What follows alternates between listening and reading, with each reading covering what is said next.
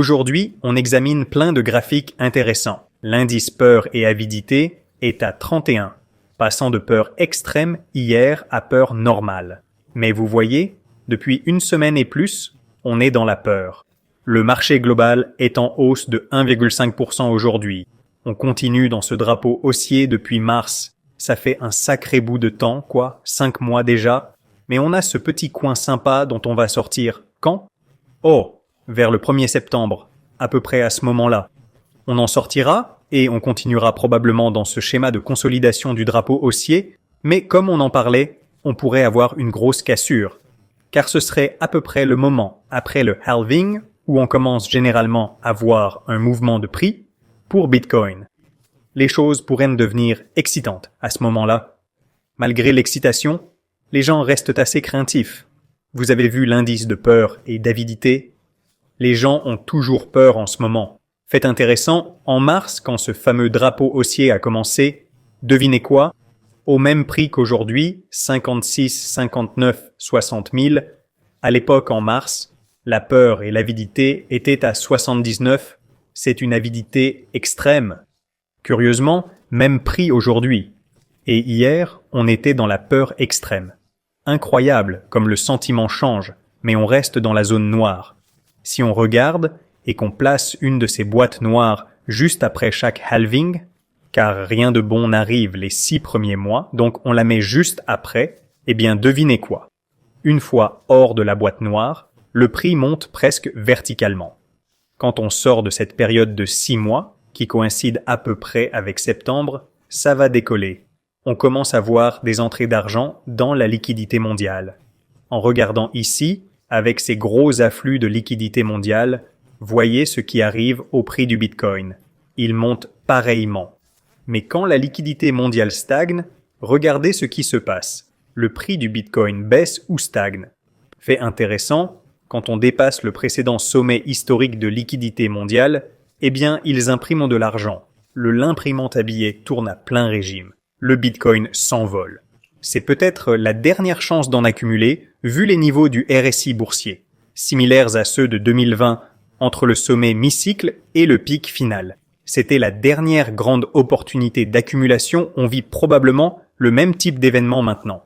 En fait, si on regarde les bandes de Bollinger MVRV court terme, quand ça plonge dans le vert, c'est l'idéal pour acheter du Bitcoin. Le rouge, c'est pour vendre. Là, c'est le moment d'acheter du Bitcoin. Ça pourrait être la dernière chance, le retest final, avant que le Bitcoin rebondisse sur la moyenne mobile gaussienne hebdo, comme dans les cycles précédents, juste avant de s'envoler vers de nouveaux sommets.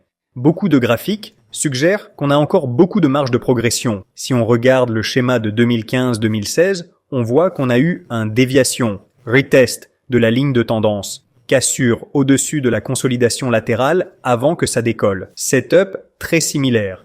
Déviation, retest, mouvement latéral suggérant qu'on pourrait attendre. C'est le point de départ pour Bitcoin, car le prochain trimestre est Q4, qui historiquement est excellent pour Bitcoin. On a le halving, puis Q4 commence. Regardez ce qui se passe après Q4. Rien entre le halving et Q4.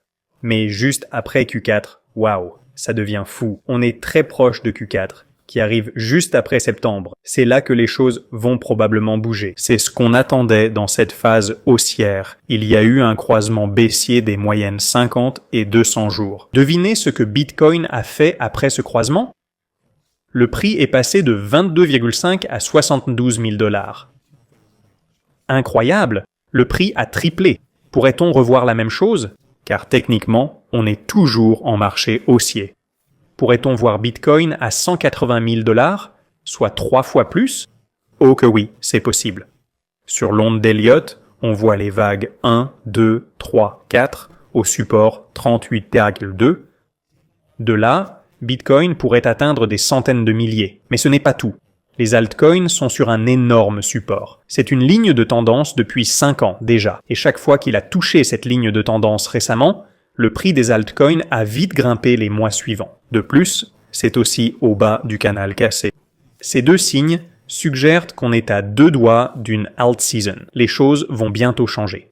Si vous croyez au fractal, comme moi, Regardez celle-ci pour Dogecoin et ce qui s'y passe. Pareil pour les mêmes coins. Support de tendance, cassure finale, puis hausse de prix énorme. Voyez ce support de tendance qui casse, suivi d'une hausse de prix massive. Et cette fois, le support de tendance casse vers le bas. Pourrait-on voir une hausse de prix folle et une manie des mêmes? Oh, je pense que c'est tout à fait possible. C'est tout pour cet épisode. Si ça vous a plu, likez, abonnez-vous, et YouTube dit que vous aimerez aussi cette vidéo. Alors allez la voir. On se retrouve plus tard. Passez une bonne journée.